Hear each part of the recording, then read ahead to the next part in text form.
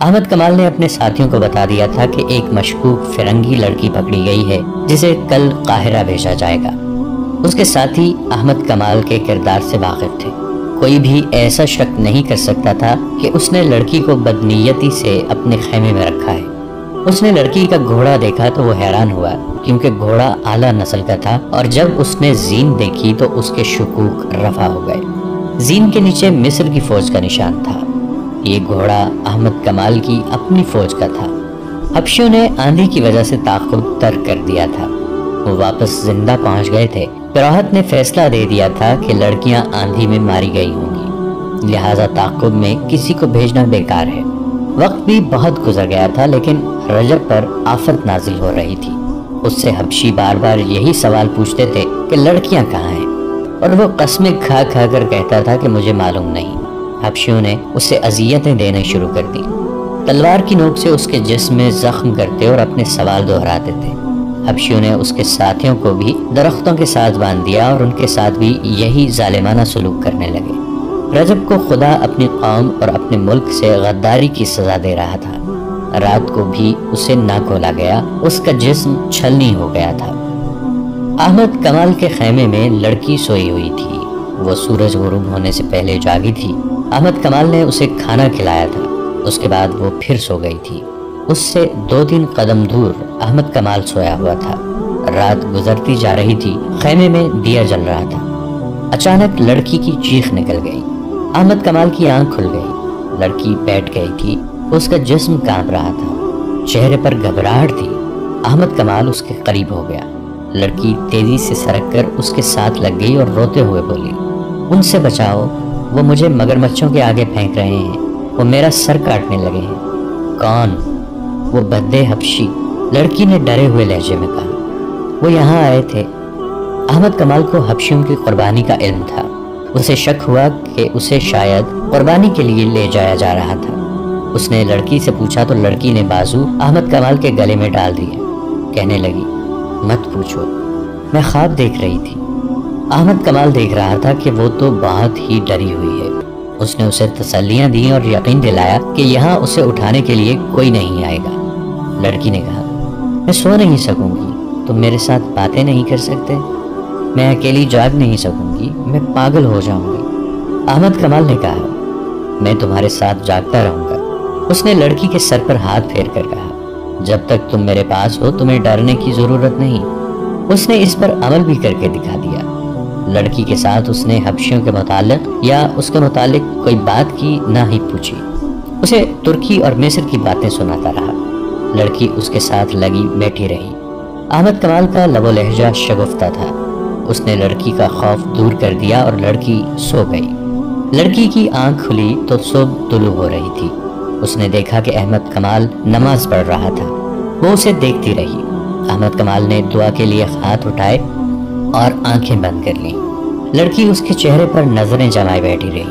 احمد کمال فارغ ہوا تو لڑکی نے پوچھا، تم نے خدا سے کیا مانگا تھا؟ بدی کے مقابلے کی ہمت، احمد کمال نے جواب دیا۔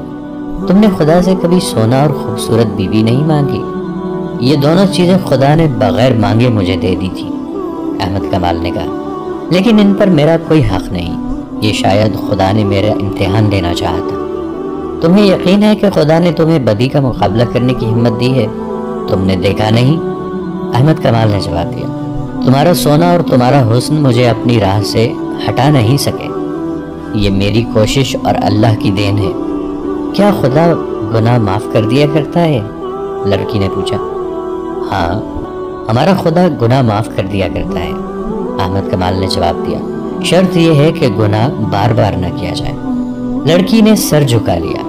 احمد کمال نے جب اس کی سسکیاں سنی تو اس کا چہرہ اوپر اٹھایا۔ وہ رو رہی تھی۔ لڑکی نے احمد کمال کا ہاتھ پکڑ لیا اور اسے کئی بار چوما۔ احمد کمال نے اپنا ہاتھ کھینچ لیا۔ لڑکی نے کہا، آج ہم جدا ہو جائیں گے، تو مجھے قاہرہ بھیج دو گے، میں اب آزاد نہیں ہو سکوں گی۔ میرا دل مجبور کر رہا ہے کہ تمہیں بتا دوں کہ میں کون ہوں اور کہاں سے آئی ہوں، پھر تمہیں بتاؤں گی کہ میں اب کیا ہوں۔ ہماری روانگی کا وقت ہو گیا ہے، احمد کمال نے کہا، میں خود تمہارے ساتھ چلوں گا۔ میں اتنی نازک اور اتنی خطرناک ذمہ داری کسی اور کو نہیں سونپ سکتا۔ یہ نہیں سنو گے کہ میں کون ہوں اور کہاں سے آئی ہوں؟ اٹھو، احمد کمال نے کہا۔ یہ سننا میرا کام نہیں۔ وہ خیمے سے باہر نکل گیا۔ کچھ دیر بعد قاہرہ کی سمت 6 گھوڑے جا رہے تھے۔ ایک پر احمد کمال تھا، اس کے پیچھے دوسرے گھوڑے پر لڑکی تھی، اس کے پیچھے پہلو بہ پہلو 4 گھوڑے محافظوں کے تھے، اور ان کے پیچھے ایک اونٹ جس پر سفر کا سامان، پانی اور خوراک وغیرہ تھی جا رہا تھا۔ قاہرہ تک کم و بیش 36 گھنٹوں کا سفر تھا۔ لڑکی نے 2 مرتبہ اپنا گھوڑا اس کے پہلو میں کر لیا، اور دونوں مرتبہ احمد کمال نے اسے کہا کہ وہ اپنا گھوڑا اس کے اور محافظوں کے درمیان رکھے۔ اس کے سوا اس نے لڑکی کے ساتھ کوئی بات نہ کی۔ سورج غروب ہونے کے بعد احمد کمال نے قافلے کو روک لیا اور پڑاؤ کا حکم دیا۔ رات لڑکی کو احمد کمال نے اپنے خیمے میں سلایا۔ اس نے دیا جلتا رکھا، وہ گہری نیند سویا ہوا تھا۔ اس کی آنکھ کھل گئی، کسی نے اس کے ماتھے پر ہاتھ پھیرا تھا۔ اس نے لڑکی کو اپنے پاس بیٹھے دیکھا، لڑکی کا ہاتھ اس کے ماتھے پر تھا۔ احمد کمال تیزی سے اٹھ کر بیٹھ گیا۔ اس نے دیکھا کہ لڑکی کے آنسو بہ رہے تھے۔ اس نے احمد کمال کا ہاتھ اپنے دونوں ہاتھوں میں لے لیا اور اسے چوم کر بچوں کی طرح بلک بلک کر رونے لگی۔ احمد کمال اسے دیکھتا رہا۔ لڑکی نے آنسو پونچھ کر کہا، میں تمہاری دشمن ہوں، تمہارے ملک میں جاسوسی کے لیے اور تمہارے بڑے بڑے حاکموں کو آپس میں لڑانے کے لیے اور صلاح الدین ایوبی کے قتل کا انتظام کرنے کے لیے فلسطین سے آئی ہوں، لیکن اب میرے دل سے دشمنی نکل گئی ہے۔ کیوں؟ احمد کمال نے کہا، تم بزدل لڑکی ہو، اپنی قوم سے غداری کر رہی ہو۔ سولی پر کھڑے ہو کر بھی کہو کہ میں صلیب پر قربان ہو رہی ہوں۔ اس کی وجہ سن لو، اس نے کہا، تم پہلے مرد ہو جس نے میرے حسن اور میری جوانی کو قابل نفرت چیز سمجھ کر ٹھکرایا ہے، ورنہ کیا اپنے کیا بیگانے مجھے کھلونا سمجھتے رہے۔ میں نے بھی اسی کو زندگی کا مقصد سمجھا کہ مردوں کے ساتھ کھیلو، دھوکے دو اور عیش کرو۔ میری تربیت ہی اسی مقصد کے تحت ہوئی تھی۔ جسے تم لوگ بے حیائی کہتے ہو، وہ میرے لیے ایک فن ہے، ایک ہتھیار ہے۔ مجھے نہیں معلوم کہ مذہب کیا ہے اور خدا کے احکام کیا ہیں، صرف صلیب ہے جس کے متعلق مجھے بچپن میں ذہن نشین کرایا گیا تھا کہ یہ خدا کی دی ہوئی نشانی ہے اور یہ عیسائیت کی عظمت کی علامت ہے، اور یہ کہ ساری دنیا پر حکمرانی کا حق صرف صلیب کے پجاریوں کو حاصل ہے، اور یہ کہ مسلمان صلیب کے دشمن ہیں، اگر انہیں زندہ رہنا ہے تو صلیبیوں کے قدموں میں رہ کر زندہ رہیں۔ میں انہی چند ایک باتوں کو مذہب کے بنیادی اصول سمجھتی رہی۔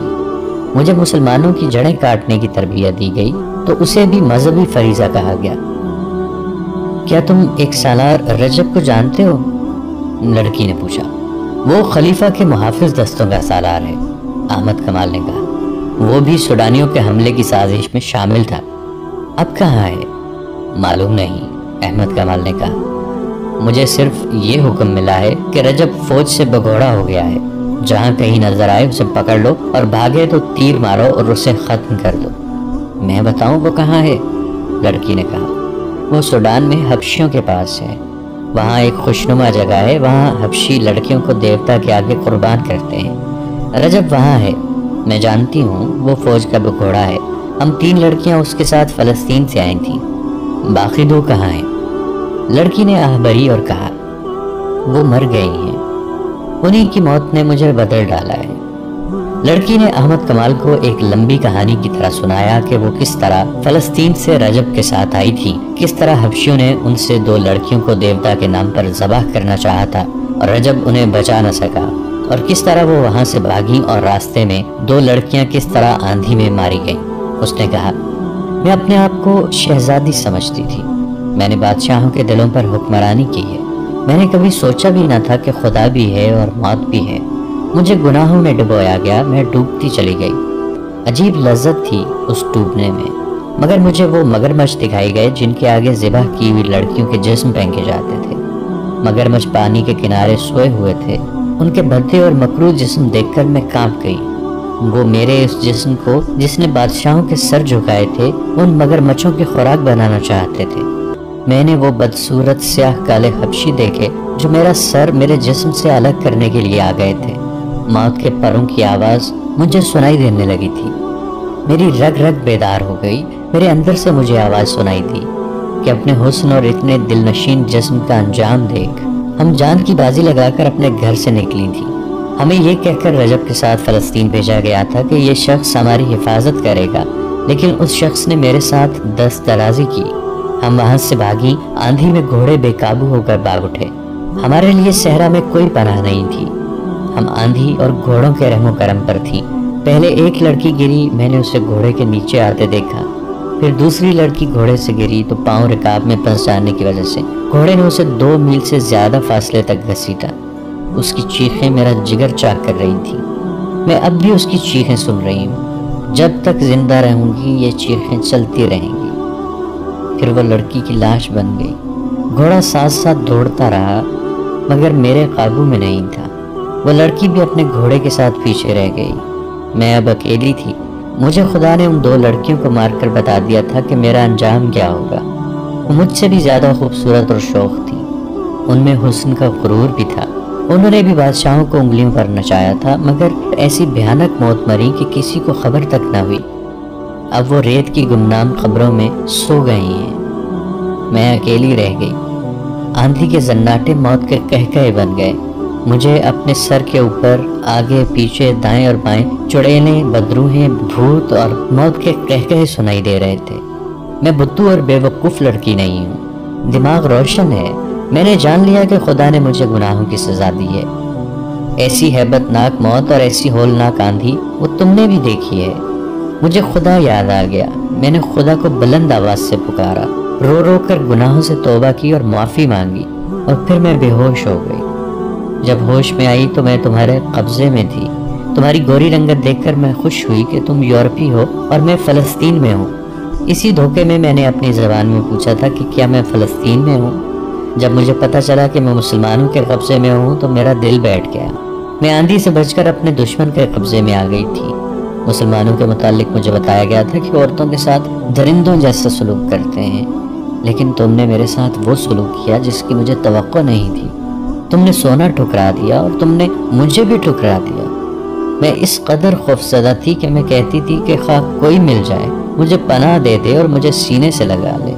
تمہارے متعلق ابھی تک مجھے یقین نہیں آیا تھا کہ تمہارا کردار پاک ہے۔ مجھے یہ توقع تھی کہ رات کو تم مجھے پریشان کرو گے۔ میں خواب میں بھی مگرمچھوں، حبشیوں اور آندھی کی دہشت دیکھتی رہی۔ میں ڈر کر اٹھی تو تم نے مجھے اپنے سینے سے لگا لیا اور بچوں کی طرح مجھے کہانیاں سنا کر میرا خوف دور کیا۔ اور جب رات گزر گئی تو میں نے جاگتے ہی تمہیں خدا کے آگے سجدے میں دیکھا۔ تم نے جب دعا کے لیے ہاتھ اٹھائے اور آنکھیں بند کر لی تھی، اس وقت تمہارے چہرے پر مسرت، سکون اور نور تھا۔ میں اس شک میں پڑ گئی کہ تم انسان نہیں فرشتہ ہو۔ کوئی انسان سونے اور مجھ جیسی لڑکی سے منہ نہیں موڑ سکتا۔ میں نے تمہارے چہرے پر جو سکون اور مسرت دیکھی تھی اس نے میرے آنسو نکال دیے۔ میں تم سے پوچھنا چاہتی تھی کہ یہ سکون تمہیں کس نے دیا ہے۔ میں تمہارے وجود سے اتنی متاثر ہوئی کہ میں نے تمہیں دھوکے میں رکھنا بہت بڑا گناہ سمجھا۔ میں تمہیں یہ کہنا چاہتی تھی کہ میں تمہیں اپنے متعلق ہر ایک بات بتا دوں گی۔ اس کے عوض مجھے یہ کردار اور یہ سکون دے دو اور میرے دل سے وہ دہشت اتار دو جو مجھے بڑی ہی تلخ اذیت دے رہی ہے۔ مگر تم نے میری بات نہ سنی۔ تمہیں فرض عزیز تھا۔ اس نے احمد کمال کے دونوں ہاتھ پکڑ لیے اور کہا، تم شاید اسے بھی دھوکہ سمجھو، لیکن میرے دل کی بات سن لو۔ میں تم سے جدا نہیں ہو سکوں گی۔ میں نے کل تمہیں گناہ کی دعوت دیتے ہوئے کہا تھا کہ مجھے اپنی لوڑنی سمجھو، مگر اب میں ساری عمر کے لیے تمہارے قدموں میں بیٹھی رہوں گی۔ مجھے اپنی لونڈی بنا لو اور اس کے عوض مجھے وہ سکون دے دو جو میں نے نماز کے وقت تمہارے چہرے پر دیکھا تھا۔ میں تمہیں بالکل نہیں کہوں گا کہ تم مجھے دھوکہ دے رہی ہو، احمد کمال نے کہا۔ میری مجبوری یہ ہے کہ میں اپنی قوم کو اور اپنی فوج کو دھوکہ نہیں دے سکتا۔ تم میرے پاس امانت ہو، میں خیانت نہیں کر سکتا۔ میں نے تمہارے ساتھ جو سلوک کیا وہ میرا فرض تھا۔ یہ فرض اس وقت ختم ہوگا جب میں تمہیں متعلقہ محکمے کے حوالے کر دوں گا اور وہ مجھے حکم دے گا کہ احمد کمال تم واپس چلے جاؤ۔ وہ اسے دھوکہ نہیں دے رہی تھی۔ اس نے روتے ہوئے کہا، تمہارے حاکم جب مجھے سزائے موت دیں گے تو تم میرا ہاتھ پکڑے رکھنا۔ اب یہی ایک خواہش ہے۔ میں تمہیں ایسی بات نہیں کہوں گی کہ مجھے فلسطین پہنچا دو۔ میں تمہارے فرض کے راستے میں رکاوٹ نہیں بنوں گی۔ مجھے صرف اتنا کہہ دو کہ میں نے تمہارا پیار قبول کر لیا ہے۔ میں تمہیں یہ بھی نہیں کہوں گی کہ مجھے اپنی بیوی بنا لو، کیونکہ میں ایک ناپاک لڑکی ہوں۔ مجھے تربیت دینے والوں نے پتھر بنا دیا تھا۔ میں یہ بھی سمجھتی تھی کہ میرے اندر انسانی جذبات نہیں رہے، لیکن خدا نے مجھے بہت ہی پرہول طریقے سے سمجھا دیا ہے کہ انسان پتھر نہیں بن سکتا۔ وہ ایک نہ ایک دن مجبور ہو کر کسی سے پوچھتا ہے کہ سیدھا راستہ کون سا ہے۔ رات گزرتی جا رہی تھی اور وہ دونوں باتیں کر رہے تھے۔ احمد کمال نے اس سے پوچھا، تم جیسی لڑکیوں کو ہمارے ملک میں بھیج کر ان سے کیا کام لیا جاتا ہے؟ بہت سے کام کرائے جاتے ہیں، لڑکی نے جواب دیا۔ بعض کو مسلمان امراء کے حرموں میں مسلمان کے روپ میں داخل کر دیا جاتا ہے، جہاں وہ تربیت کے مطابق امراء اور وزراء پر غالب آ جاتی ہیں۔